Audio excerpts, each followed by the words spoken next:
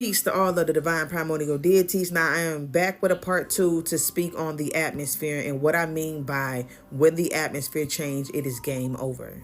Now we all know what's taking place over there in Portugal and Spain. They stated that their lights and power is out due to an atmospheric phenomenon. Now, if you have been following me, you know that I have been talking about this atmosphere, and once it changes, and when it does, it is game over for the powers that so-called be. Now, what I mean by the atmosphere changing, I am talking about the electromagnetic force field changing. Understand, we are standing at the threshold, and we are getting ready to head right on into this thing. As that electromagnetic force field change, we talking about they guns, they bombs, and the chemicals that would normally ignite in this atmosphere is no longer going to ignite.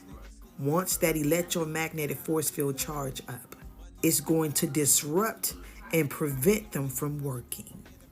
Which means they're going to go back to square one. Because then the atmosphere is going to be a complete new different atmosphere. And the only ones that's going to be in charge in this atmosphere is those who carry a certain amount of carbon in them.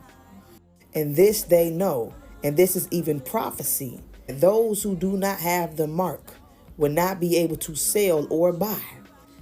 The mark is what's going to save you when this shit hit the fan. Those who have carbon is going to have seniority over everything. You see, why they feel all bad and powerful is because, see, they got guns and weapons. But see, when this atmosphere shift, and it will, and it is happening now, none of that's going to work. So who going to be the bitch then? Who going to be the weak ones then? Because see, the only reason why they feel like they strong and that they are in power is because they got their weapons backing them up. See, once all of that stuff become obsolete, we get activated. And that's when we fully come online, when all of this shit shut down. What y'all gotta understand is that electricity is a negative energy. And when it is too much of it, it can become harmful and dangerous to us. Look around you. You are surrounded by electrical appliances 24/7. Everywhere you turn is electricity.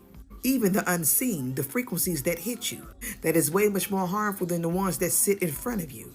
So too much of the electricity is suppressing your power.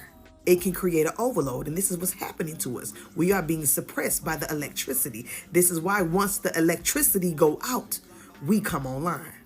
It can even have a broader environmental impact because too much negative energy is bad for you.